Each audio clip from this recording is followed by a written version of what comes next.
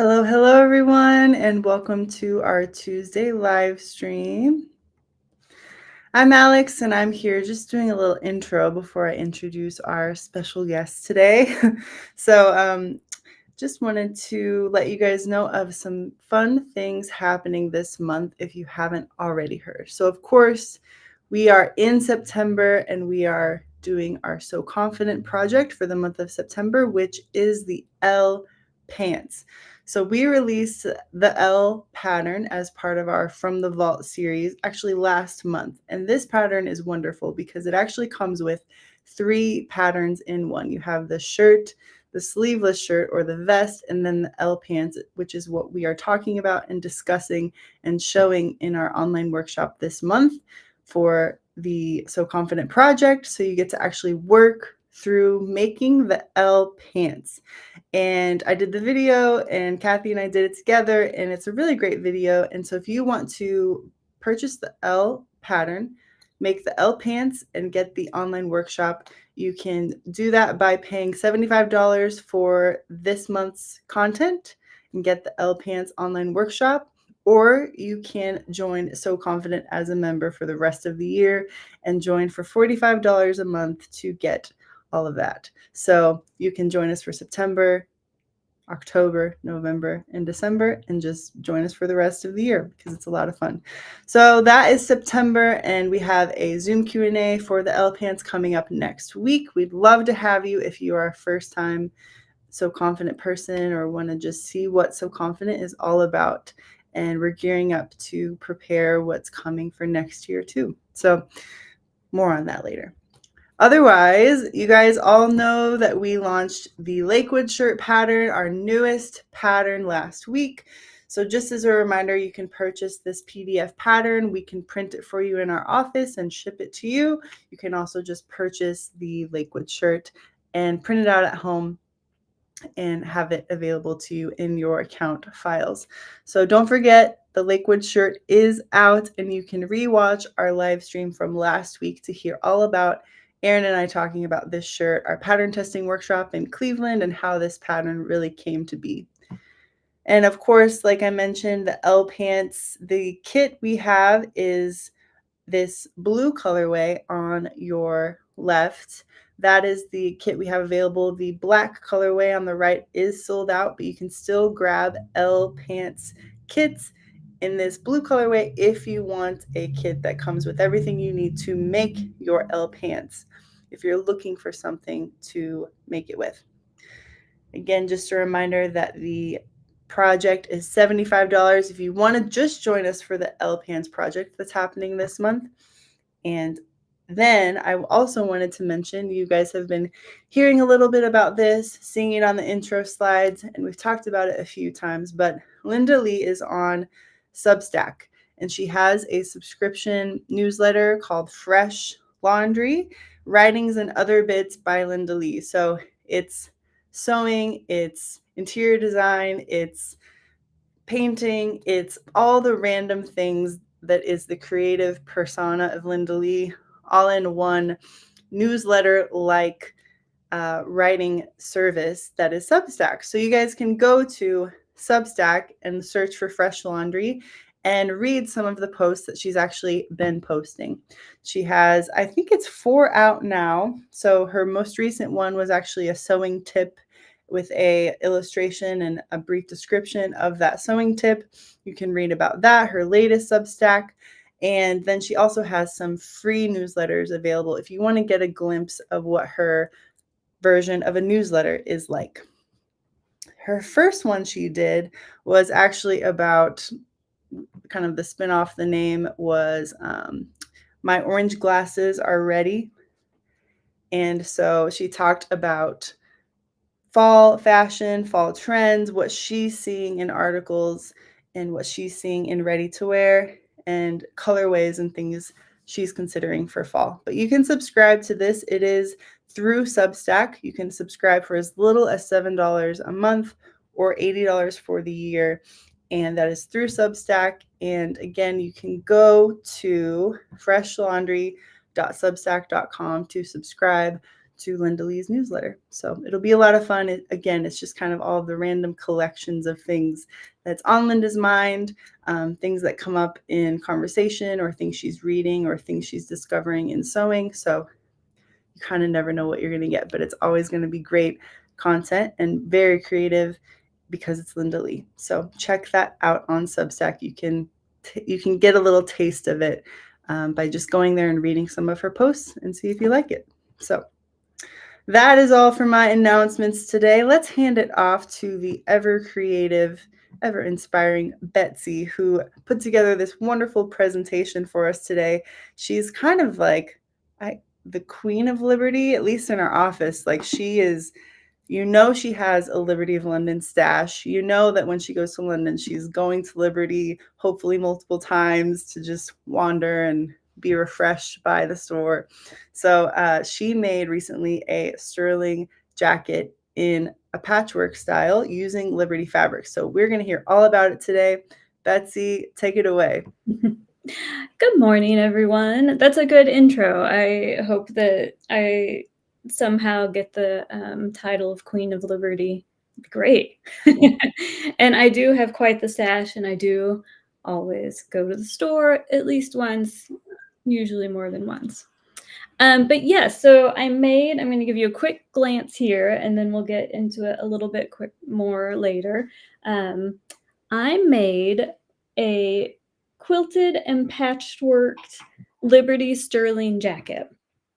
And it was an unusual garment for me. I'm not a quilter by any means. I've was a founding member of the Modern Quilt Guild, but I like to look at the quilts. It's never been something that I've wanted to make, the cutting up and the re-putting together. But for some reason, this just kind of came into me and I needed to make it, and I'm really happy about it.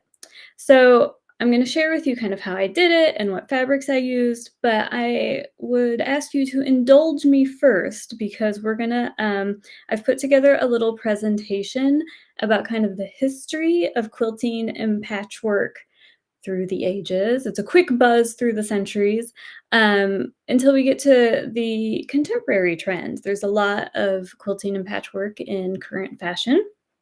So we're going to just buzz through a little history here, if you don't mind.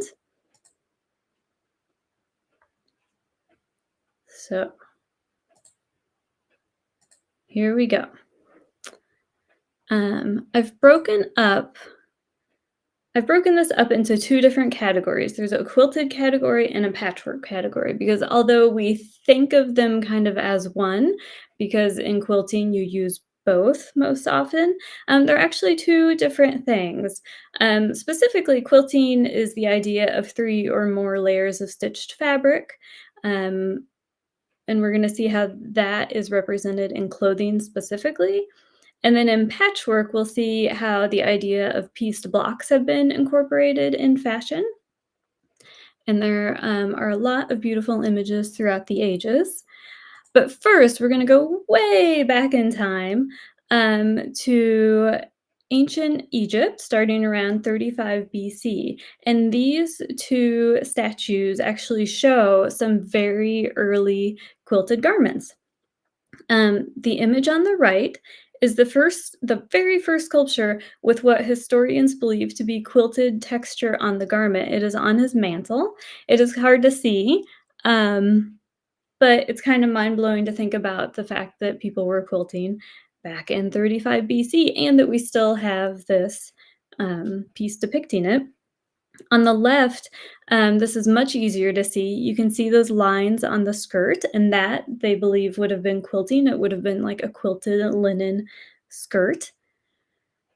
So that, I think, is incredibly interesting. Of course, we don't have garments that old to look at, but we can look at art and painting and sculpture to see what they were wearing. We're going to jump forward in time, and we're landing in the mid-1400s. And these are both silk caftans attributed to Sultan Selim I of Ottoman Turkey. Though these are quite jaunty fabrics, he was known as Selim the Grim or Selim the Terrible. So he doesn't seem like a nice person, but he did have some really nice patterns. So I appreciate that. These caftans would have been worn in the winter, and they're probably quilted with cotton padding, and you can really see the straight line stitching that runs the length of the 2 garments. I think it looks like they're stitched about roughly 1 inch apart. And these garments are from the Topkapi Museum in Istanbul, which has a large collection of Turkish textiles and kaftans because the kaftans of each Ottoman sultan from the mid 1400s onward were preserved in the palace treasury. So it gives us a really great look of what people were wearing so long ago. Aside from providing warmth, quilting was also used for protection in war. This is Sudanese quilted armor from the late 19th century. They're padded with layers of wadded textiles that defend against weapons. And they most likely did layers like we would do batting as opposed to pushing in there because if you pad it after the stitching, then where the stitching lines are, it's easier for a knife to go through. So they think that it is layered as we would do it today. Um, so they not only created garments for the warriors, which you can see on the right, but also for their horses, which I love. And I think that these were probably mostly ceremonial garments, but the pattern and the colors they use are just gorgeous. And I think that the stippled effect that you get from the quilting is really interesting. Let's see. So, looking at women's fashion, so far the stitching we've seen is like straight line stitching. It's pretty basic, but in the mid 1700s, it became the fashion for ladies' petticoats, which were once hidden under the folds of the skirt, to be intricately stitched and then revealed as a design element. So you can see here this yellow piece coming out of the skirt on the left. Previously, that would have been hidden, but now they're stitching it and making it a design element. Um, these were worn by women of all class systems because they were both warm and useful. The petticoats tied on either side of the waist and had a gap where women would reach in for pockets. On the right, we have a painting that shows working women who are wearing quilted petticoats. Often we have to go back again to art, to paintings, to sculpture to understand what the lower classes were wearing because these utilitarian garments just didn't stand up through the test of time like the higher class garments that weren't worn quite as much. Here's another couple examples from the same time period. And you can see that during this time, the quilting became more detailed. So we're incorporating geometric designs, we're incorporating flowers and animal scenes. On the left, you can see a double diamond quilting pattern that has a flowering vine that runs up the sack back.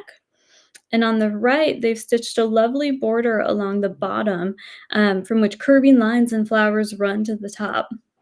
So we're getting into a moment where stitching isn't just utilitarian, it's not just for warmth, but we're starting to use it as decorative design. We're going to jump way forward again, and now we're in the early 20th century.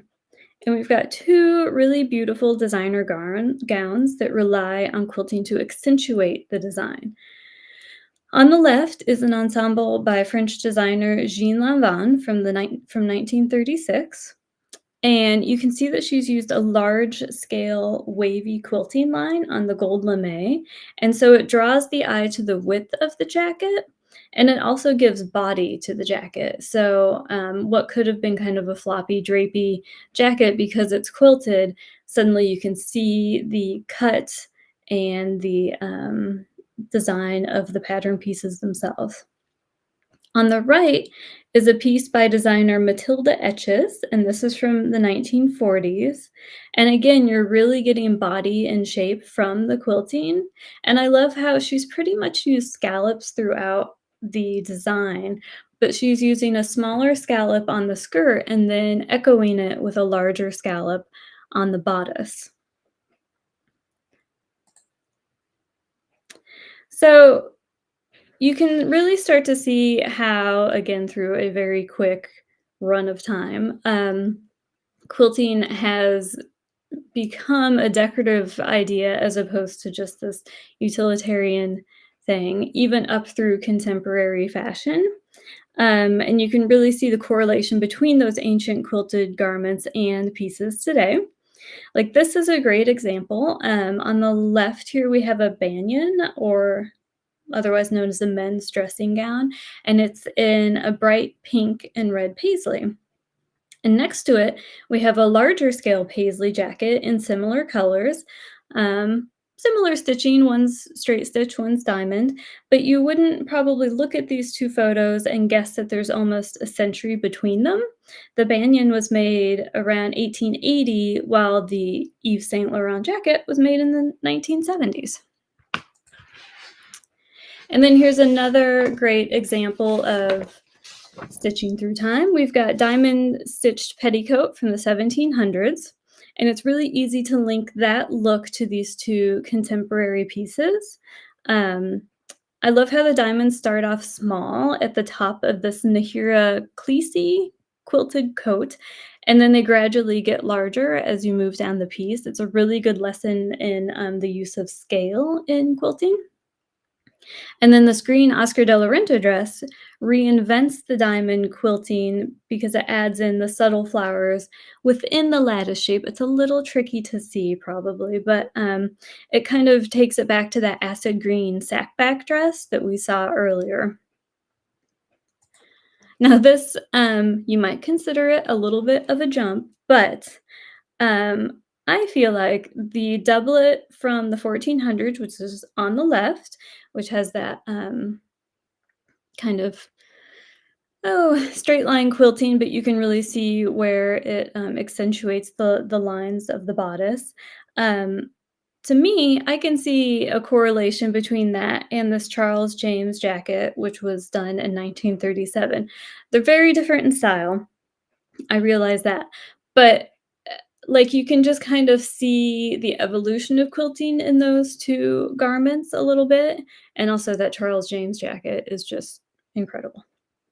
So, um, now, as much as I like the quilting, because I really think it adds some really interesting texture to garments, and like we saw with the decorative quilting, it's a way to add pattern to something without using pattern fabric, and it is something that I would like to work with a little bit more in my own garment sewing.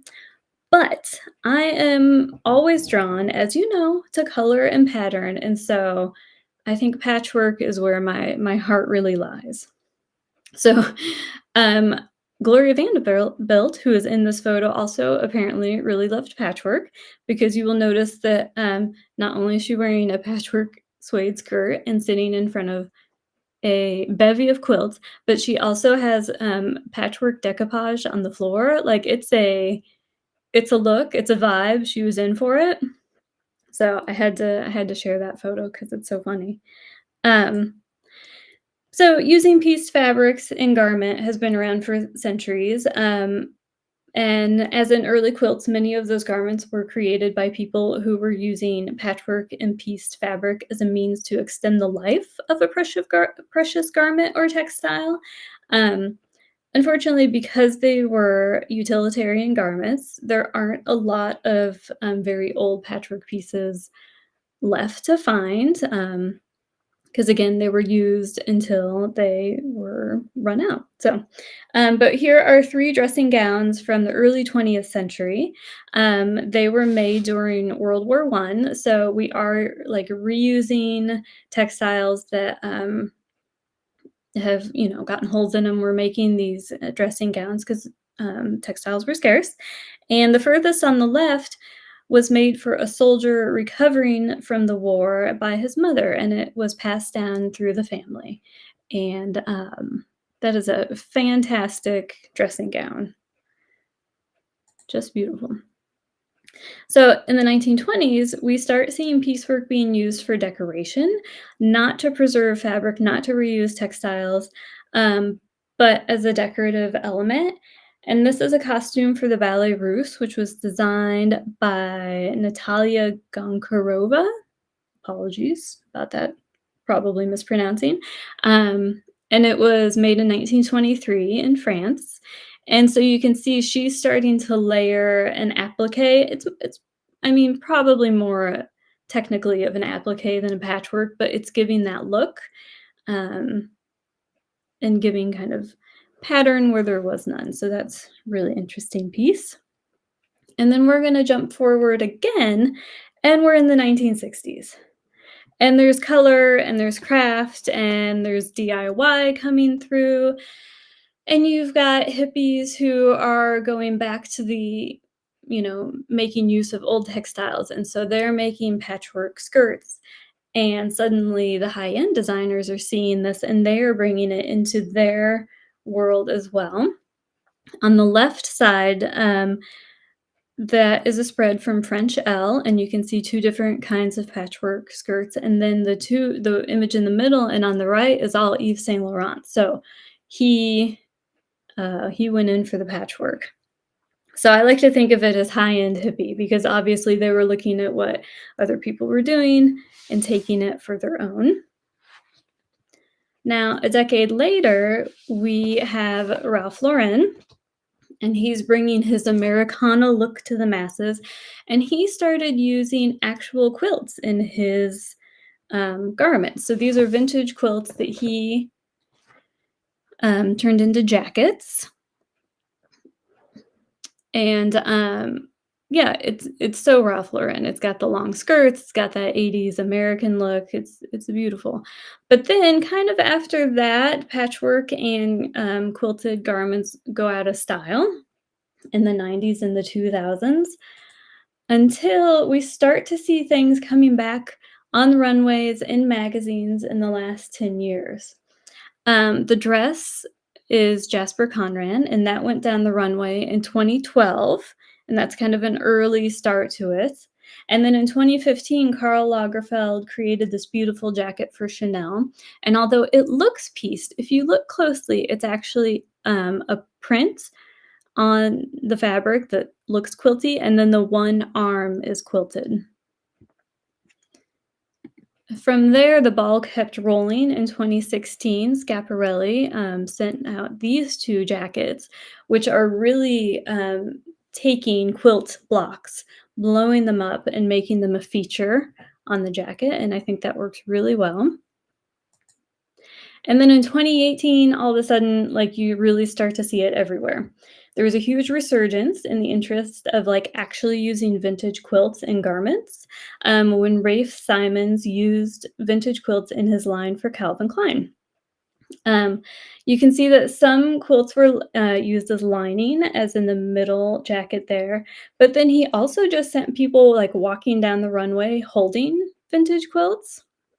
And then he also had in his stores, he used them as decoration, and then they sold some vintage quilts as well as accessories. And that really started a whole new interest, or at least maybe brought the interest to the fashion forward. There is a line called Bode, which uses vintage quilts in most of its pieces. They're normally one of a kind. These are two menswear jackets or women's wear. I would wear either of them. And then, like, you really start to see that ball rolling on Etsy and on like independent fashion brands who are using vintage pieces, um, not only because they're there and available and on trend, but also because they're recycling textiles that aren't necessarily going to be used. Um, there has been a lot of debate on like, do you preserve quilts? Do you keep them? Are they art that need to go into museums?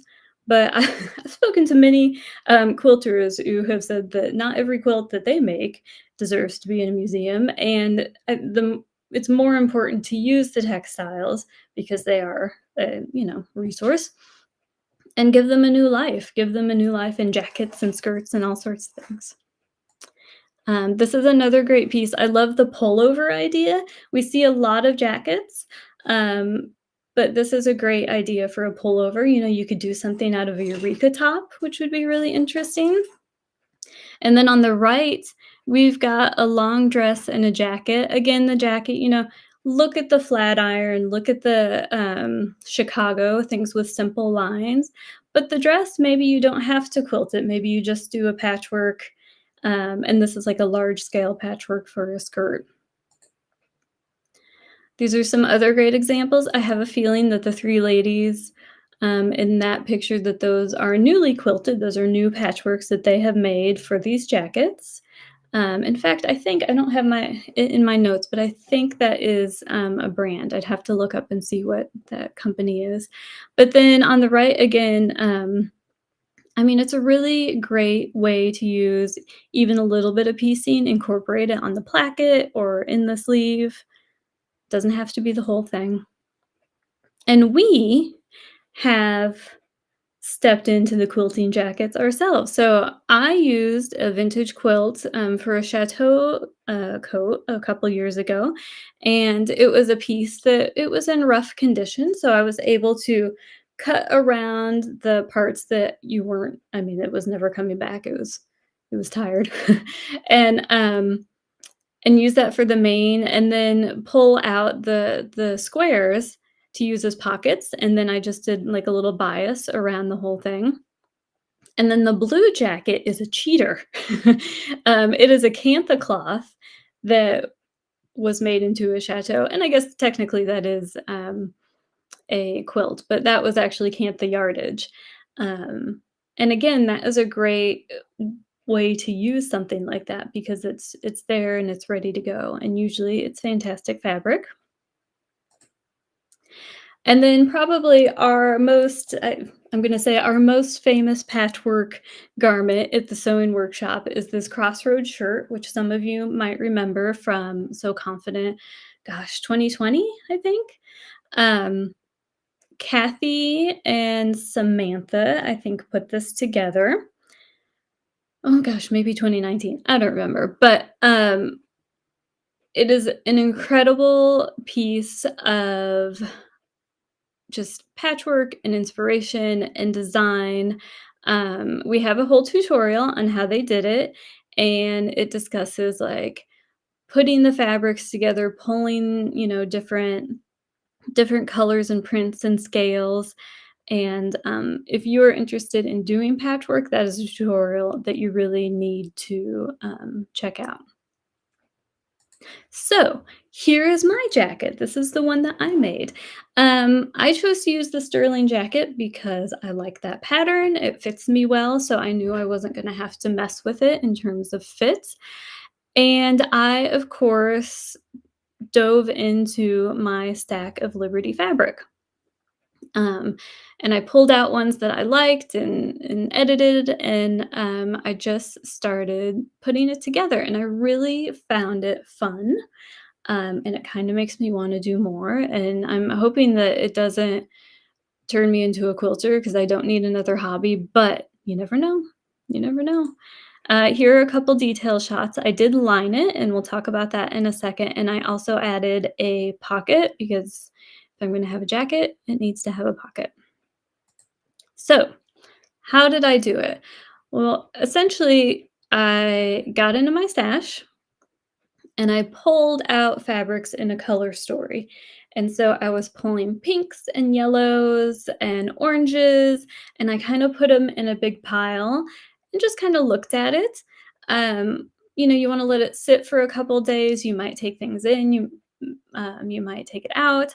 I ended up with actually only 4 prints in my jacket, and that was just kind of to make it easier for me.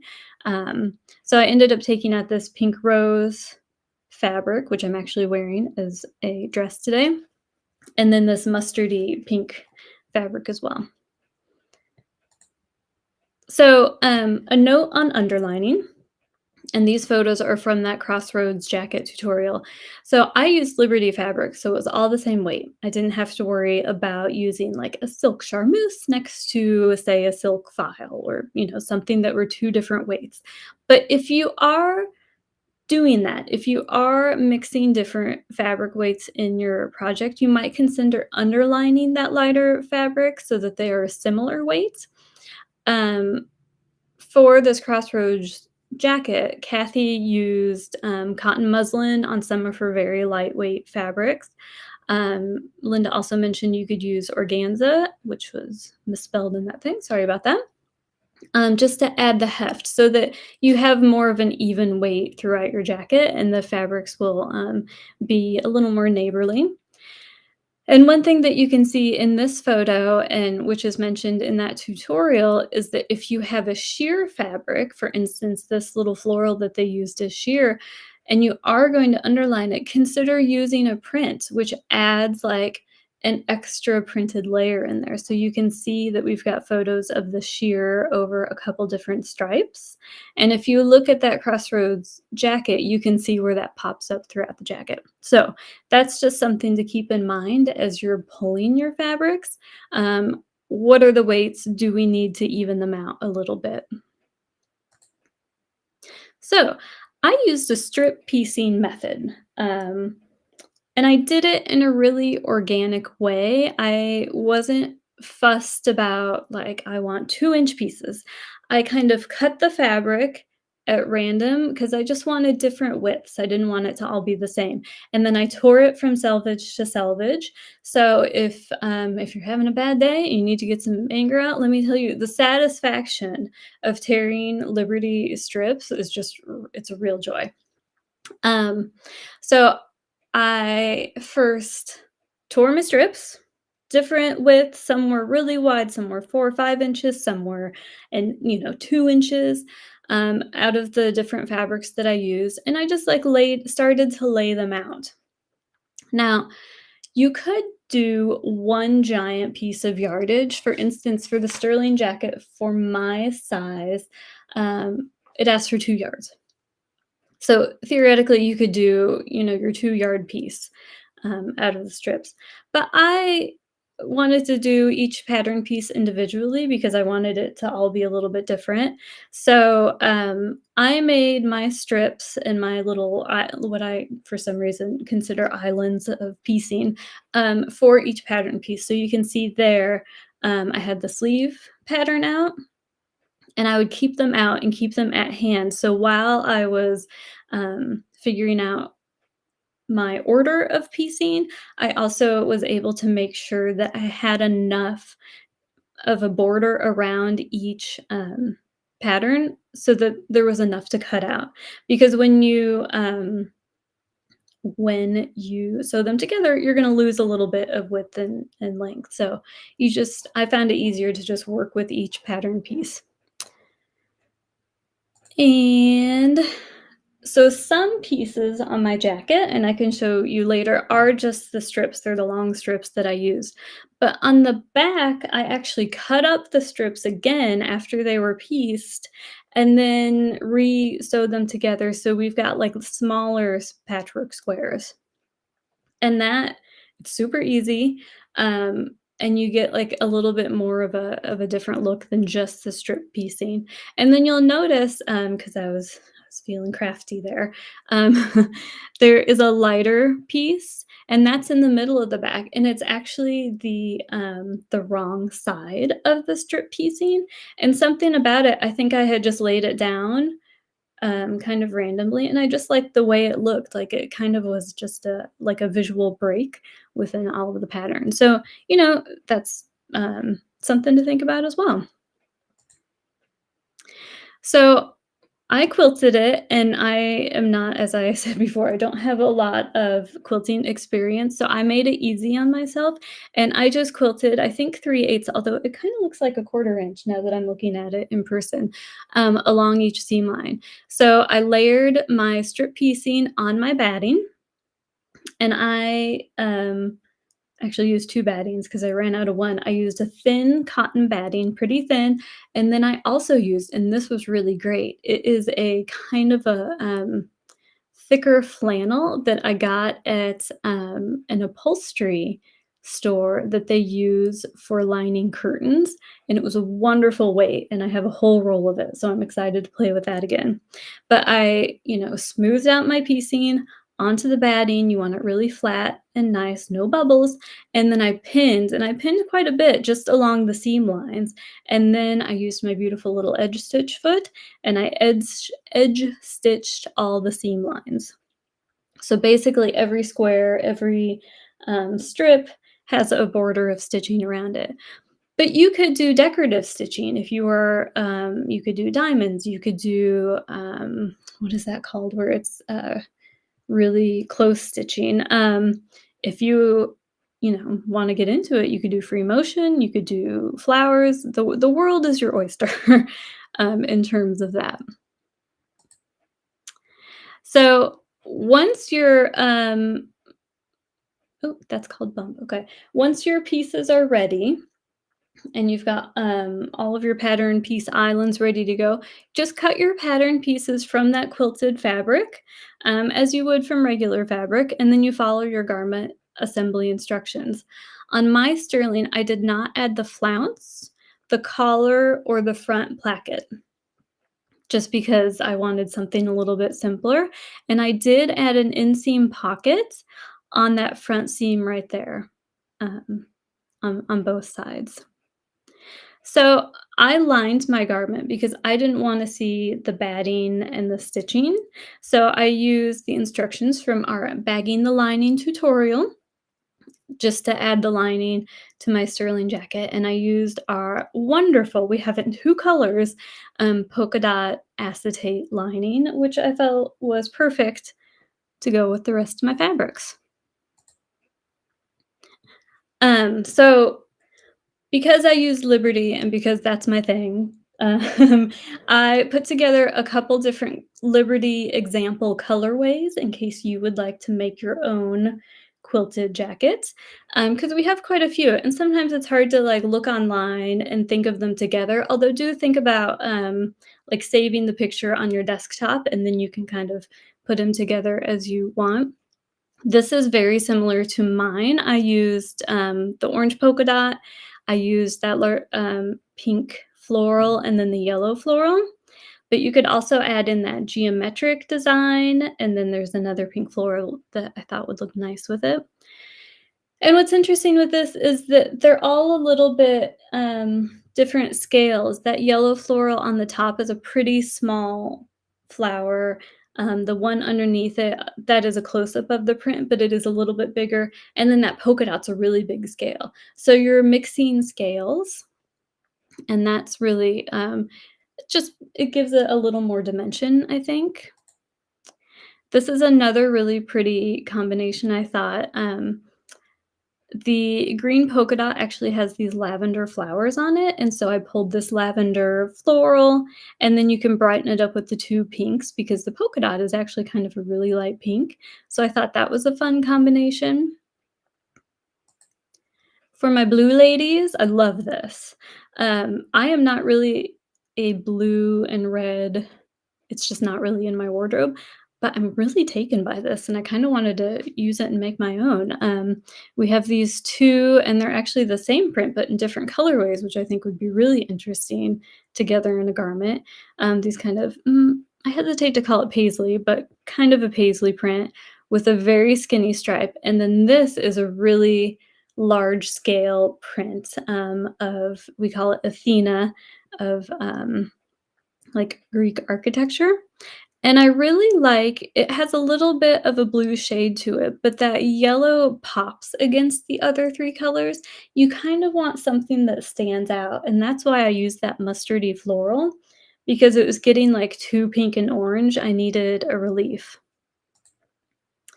And then this, I think, is a really beautiful fall colorway. Again, we've got that, Athena print, and then, these kind of reds and oranges, and again, that little tiny, it's a very tiny, like, mosaic. And I just think that's a really nice colorway, to go into fall. So that is what I did. That is what I was working on. Let's see if we have any questions. Let's see.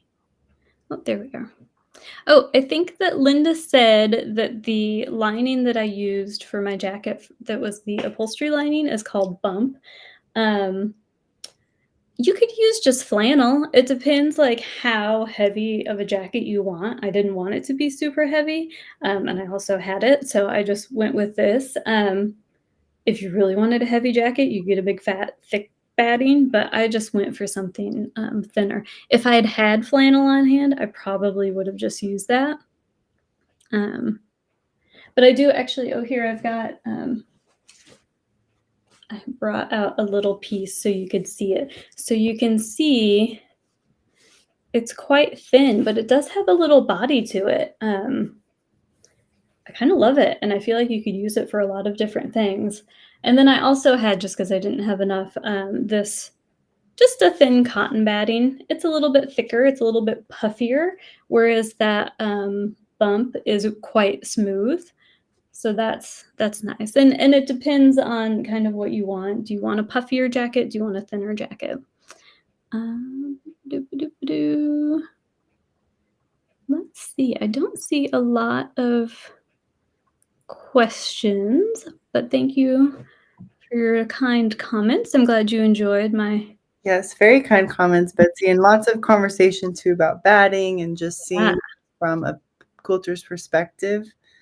So I don't Yeah, there's um it is hard because there's so many beautiful quilts that you don't wanna cut up, but at the same time, if they're just sitting there, you should use them. So, if mhm, you think you would use a big jacket out of it, then by all means, use a jacket. mhm. And just because you mentioned it and you're wearing it with your jacket, talk about your dress a little bit. We can see Oh, the sure. Yeah, so, you can't really see it. Let's see, I'll stand up. This is I mean, I'm too close to my wall for you to see it. This is my Florence dress. It's my favorite, I guess, dress variation. I use the Florence pattern. I just lengthen it and I take out the tucks, and I think it's the perfect kind of shirt dress for me. And I do put like a little belt around the waist just to give it a little bit of shape. And I did a shorter kind of puffy sleeve, but that is my favorite dress variation. And I have a request to put the jacket on, so I will. Someone asked if I pre-shrunk everything. I did not. And when I washed it, because I took it on vacation and it needed a wash after I got home, it did, I don't want to say shrink up, but there was more texture to the quilting after I washed it, but it did not harm it by not pre-washing it. You could do either way. So here it is. I put gold buttons on it. There was discussion before I had a closure on it about using snap tape on the inside instead of buttons. So if you um, don't want to mess with buttons through the batting, through the mini layers, snap tape is a really great alternative. And I did want to show you, so on the sleeve here, you can see that I just used the straight strip piecing. But then, because I was going by pattern piece, and I knew it was a sleeve, I did a separate strip at the bottom to use as a faux cuff. So when you look at it, it looks like there's a cuff on it, but that was just part of the strip piecing. That was as I was designing each pattern piece. Um, just an idea to add there. So, um, how much yardage of each color is needed? So, I knew you were going to ask me that. It depends a little bit. Now, as I said, for my size, for this width of fabric, it's 55 inches long, it calls for 2 yards. So, um, what I would do is obviously you want to get up to 2 yards, whether you do 1 yard of each different fabric or what. But whatever you get, like to calculate up to your yardage amount, I would add an extra at least half yard of each color. So if I were getting, let's see, 4 colors, we would normally need a half yard of each to make the 2 yards. I would get a yard of each, and it does seem like a lot, but you want to be able to play with it. And you also need to consider that as you sew it together, you're losing your seam allowances, and when you stitch it, it shrinks up the fabric a little bit more. So, figure out however many prints you wanna add into it, and then I would add a little bit extra, for each print. How long did this project take to do? It's a good question. I didn't do it, you know, I didn't sit down on Monday and work on it till Friday. It was kind of back and forth, but I would say maybe, like, one day I did the strip piecing, one day I did the quilting, and then, a day or 2 to do the actual sewing of the jacket. So, it's not much longer, and like I said, especially if you're strip piecing and you're tearing it, it's just kind of fun because you just sit there and, like, tear at each. Um, yeah, so Meg said that she has made quilted garments and it does shrink just from all the stitching. So you want to allow an extra 2 inches around each piece. And you saw that in the picture I showed you of the pattern piece on the background. You want like a nice big um, border. Let's see. My background fabric is a velvet upholstery fabric from Liberty that I bought for a project, and then we didn't use it. And so now I just bring it out sometimes and look at it and debate on what to use it for. Originally, we were going to hang it on the wall in my bedroom, and we ended up using a different fabric. So now I don't know what to do with it. I considered a carnelian coat. Let me know what you think about that. I've also considered recovering a chair with it. We just don't know what's going to happen. It's not what you normally have up there, is that right?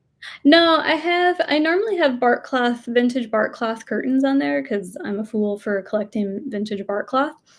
Um, but I didn't feel like the colors matched my jacket well enough. It didn't coordinate, so I switched it out. Looks really good, Betsy. Thanks. Let's see. I think that is most of the questions. Would I have changed anything in retrospect? That's an interesting question. I think one thing that I probably would do a little bit differently, like I said, I did everything really organically. And when you tear strips, it's mostly straight, but it's not necessarily perfectly straight. You're going to get some wobbly edges. And I think for the front piece, the front kind of placket edges, I would have I would probably like make those straighter um and like actually do a certain like 2 inch or whatever just for the front placket so that it doesn't look quite as wobbly on the front. That's just me. Let's see. Oh, people's screens are freezing, but not everybody's, so hopefully you can reload. All right. I think that's it. Alex, do you see any other questions that I missed? No, I don't think so. I was just gonna let's talk about the sale. I was gonna actually share the screen, and so you guys could just see how it was organized this week. So if you go to our website, sewingworkshop.com, on the homepage, you can shop the live stream sale. So the Patchwork Sterling jacket is the name of the sale this week. And so you, of course, see the digital and printed Sterling jacket that is on sale. We also have our download tutorial, bagging the lining. So that is available to you guys and on sale this week. So Betsy talked about this really cool polka dot lining that we have in 2 colors this week. And she'll tell you what you get when you order fabric for this lining because it's just so fun. If I keep scrolling down, you're going to see the lining fabrics. But if you're interested in learning how to bag a lining, grab this tutorial. The Chateau coat is also on sale. Betsy showed that in her presentation in a few different options. One version she made with pockets and the caftan fabric yardage Chateau. We also have the Crossroads shirt PDF pattern available. And she mentioned this Crossroads tutorial from So Confident a few years ago. That is on sale. And that's a wonderful 47-page tutorial and goes into all the details of creating this version of the Crossroads. A couple of years ago, Betsy also did another wonderful presentation on Liberty of London and the history and inspiration of Liberty. So this is a really great just reference tutorial. If you're interested in getting to know more about Liberty in general, grab this great quick tutorial on all things to do with Liberty. And then she organized the fabrics in the sale based on the color options that she showed you. So, for those of you that really like the bright pink options that she had for her sterling, those are kind of here first. And then you scroll down and you'll see the blue option and then the autumnal, more fall option as well, followed by the rest of the fabrics. So also, you guys are seeing that it's 25% off Liberty fabrics this week. So shop all of our Tana Lawn Cotton Liberty fabrics. They are on an extra sale for you guys this week. And then all the way at the bottom, you will see the multicolored polka dots that are available to you guys to purchase for linings. But also, Betsy, what are people getting if they buy fabric? Tell us. Yes, so if you buy up to 2 yards of Liberty cotton, and that can be 1 yard of 2 different fabrics, it could also be 4 half-yard pieces because we have added a half-yard option this week for our Liberty because we're doing patchwork. You will get a free half yard of either the orange or the green polka dot Liberty fabric. So we will choose which color we think goes best with your colorway, and we will send that to you.